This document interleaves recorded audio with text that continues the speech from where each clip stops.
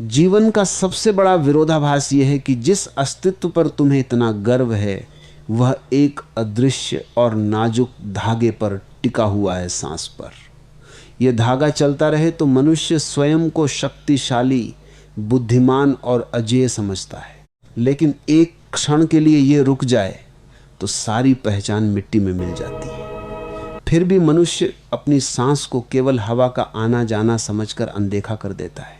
तुम हर दिन लगभग 21,600 बार सांस लेते हो, लेकिन क्या तुमने कभी सोचा कि हर सांस तुम्हें जीवन देने के साथ साथ तुम्हारे भीतर के तंत्र को भी प्रभावित कर रही है? अगर सांस असंतुलित और उथली हो तो वही धीरे धीरे तुम्हारी ऊर्जा, बुद्धि और मानसिक स्पष्टता को खोखला कर देती है। प्राचीन योगियों और ऋषियों ने सांस को केवल जैविक क्रिया नहीं माना, उन्होंने इसे चेतना की चाबी समझा। वे बहुत धीमी और गहरी सांस लेते थे, इसलिए उनका मन असाधारण रूप से शांत और प्रखर होता था। आज का मनुष्य लगातार तनाव में जी रहा है।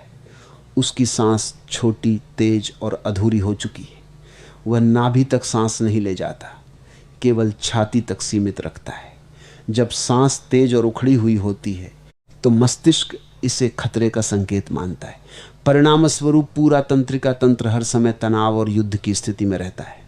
यही कारण है कि मनुष्य जल्दी थकता है, जल्दी बूढ़ा होता है और छोटी छोटी बातों में टूट जाता है।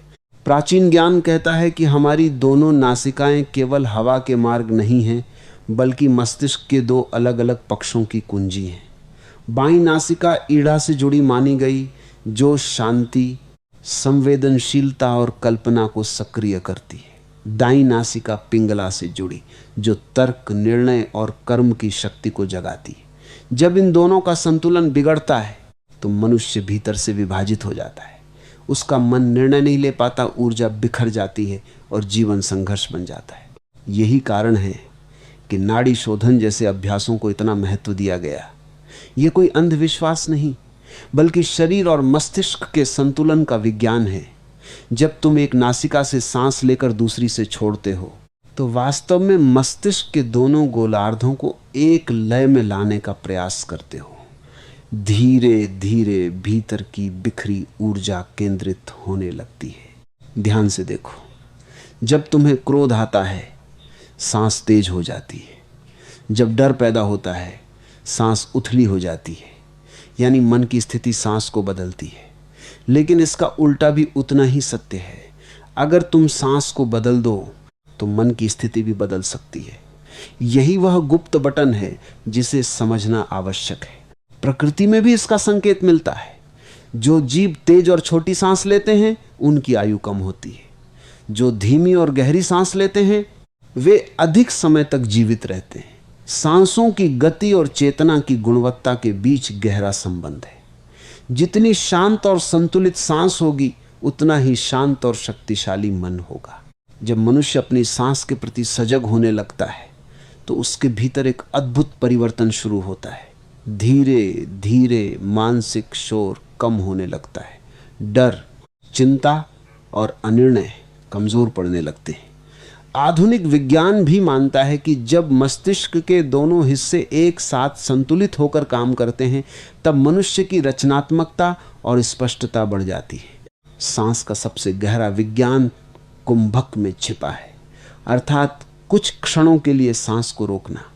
प्राचीन साधकों का मानना था कि इससे शरीर के भीतर ऊर्जा का विशेष प्रवाह पैदा होता है। आधुनिक विज्ञान जिस पीनियल ग्लैंड की बात करता है उसे पुराने समय में तीसरी आंख का प्रतीक माना गया। माना जाता था कि गहरी और सजग श्वास के अभ्यास से यह केंद्र सक्रिय होता है, जिससे मानसिक स्पष्टता, एकाग्रता और आंतरिक शांति बढ़ती है। लेकिन इसका अर्थ ये नहीं कि मनुष्य को सब कुछ छोड़कर जंगल जाना होगा।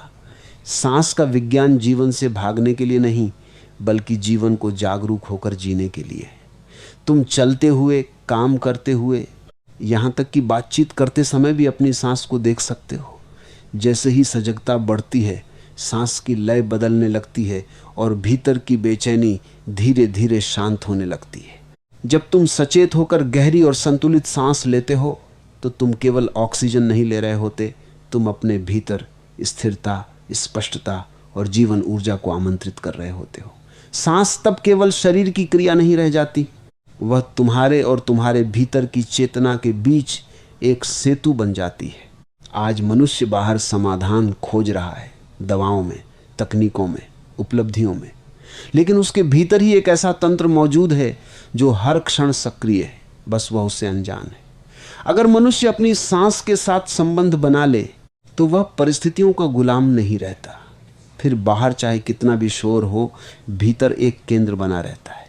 इसलिए अपनी सांस को हल्के में मत लो।